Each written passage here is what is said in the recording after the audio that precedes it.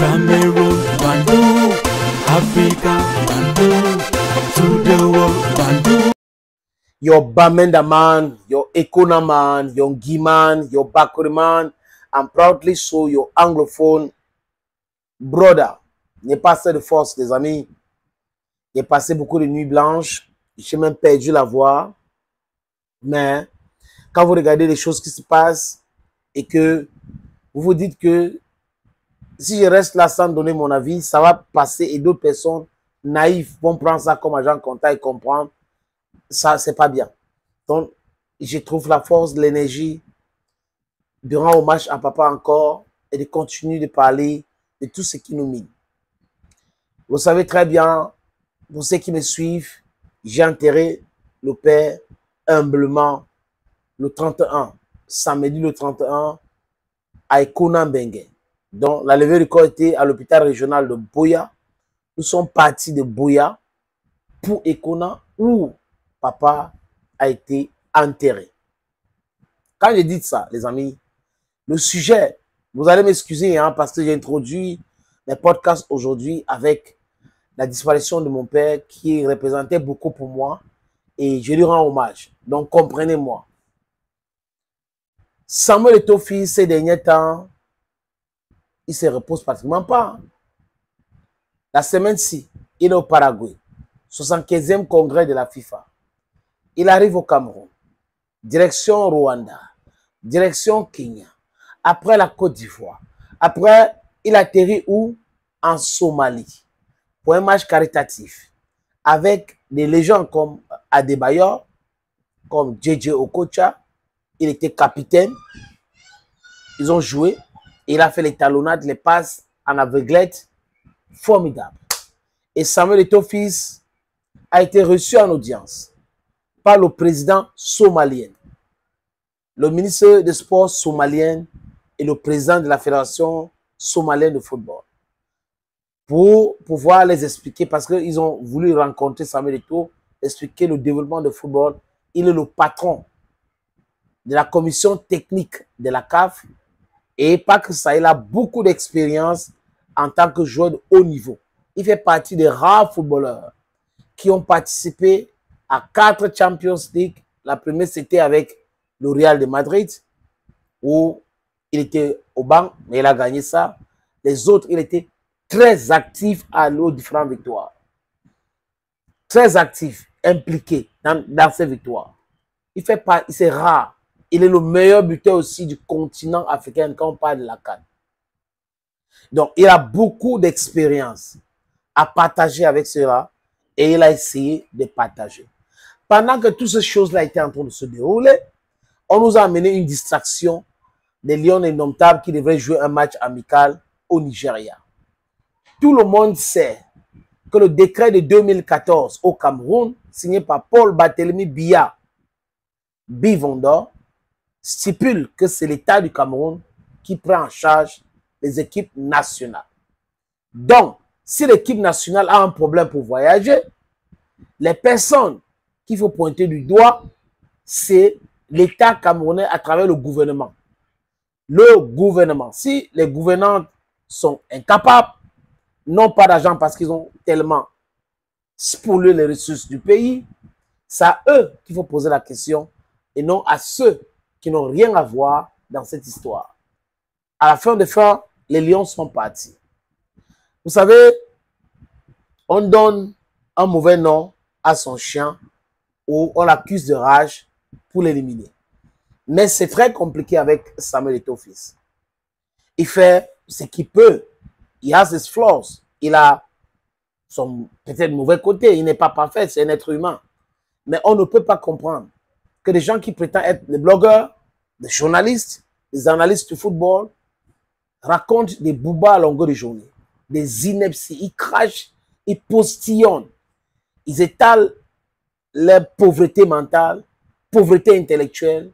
Parce que quand vous êtes animé par la haine, il n'y a pas de jugeote qui compte. C'est la haine, c'est la haine. Vous voyez tout en noir. Même quand on peint un mur en blanc, vous allez dire que c'est le noir parce que la haine vous envahit. Ou vous allez dire que c'est le blanc, mais le mais là, c'est pour essayer d'expliquer les choses par rapport à votre haine. Donc, il y en a qui détestent Eto'o parce qu'il les a coupés les vivres. Les gars vivaient sous le dos de footballeurs. Et pas de footballeurs amateurs. Aujourd'hui, ce n'est plus le cas. Ils sont en train de plénicher partout. Les amis, c'est important de le dire. Regardez toujours la qualité des personnes. Qui parlent de quoi, pour quel intérêt. Il y en a aussi qui suivent Samuel Eto'o fils aveuglement, qui soutiennent aveuglement, même quand il y a des choses qui ne sont pas correctes. Mais je vous dis, de mon point de vue, moi qui observe le football depuis très longtemps, Eto'o fait mieux que les autres, parce que les autres étaient dans la corruption. Lui, dans la transparence. On va trouver des ignares, des camps qui vont venir vous dire que ça fait quelques mois, il n'a jamais été au bureau.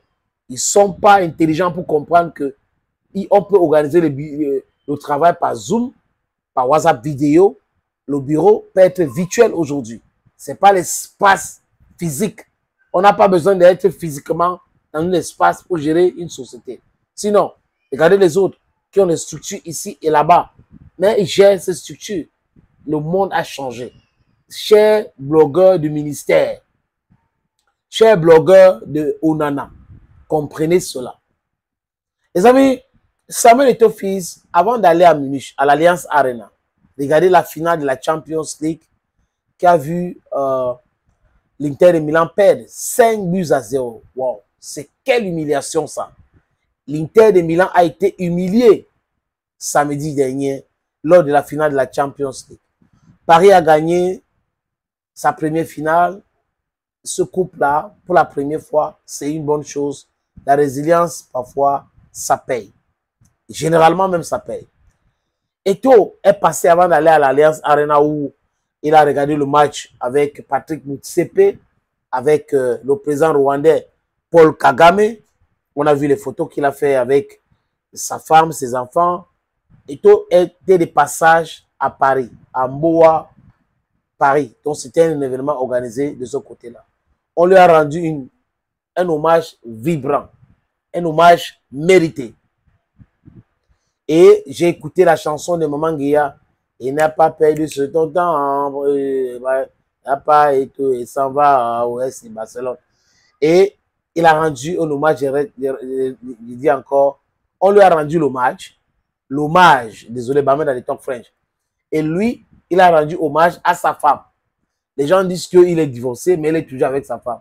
Et d'autres viennent dire, oui, la femme est en Côte d'Ivoire, tu es au Cameroun. Quand la tête est vide, n'est-ce pas les amis, les doigts souffrent. Eto'o a dit ceci. Je veux qu'on retienne de moi comme un dirigeant qui a changé la façon de faire. Qu'on retienne de lui comme un dirigeant qui a changé la façon de faire. Et je l'avais dit ici. Même si Eto'o n'est pas la tête de la Fédération camerounaise de football, les 500 000 qu'on donne aux journalistes là pour organiser les plateaux, pour blanchir la fédération, c'est fini. Chers confrères, chers frères, chers cons qui pensent qu'ils sont les frères, trouvez d'autres choses, d'autres moyens pour avoir de l'argent. Ne pensez pas que l'argent des footballeurs, pauvres footballeurs, qu'on ne paye pas là, c'est l'argent là qu'on va vous donner régulièrement. Oubliez cela. Eto'o dit ça, c'est clair. Il a mis les jalons. Quelqu'un d'autre ne peut pas venir changer maintenant. La personne change, il y aura de la corruption, il va finir en prison. You understand me? Il va finir en prison. Aïe, les amis, c'est un peu ça. Et moi, je suis d'accord avec lui. C'est ça, l'histoire va retenir ça. Que c'était fini les chantages, c'est fini les blackmails, les histoires des tribunaux et tout ça, c'est fini. Le football maintenant doit être transparent. Et la transparence bénéficie à qui? À tout le monde. Et non une minorité nocive, voleur et nauséabonde. Thank you, friends. I don't go me. Cameroon, Bandung, Africa, Bandung, to the world, Bandung.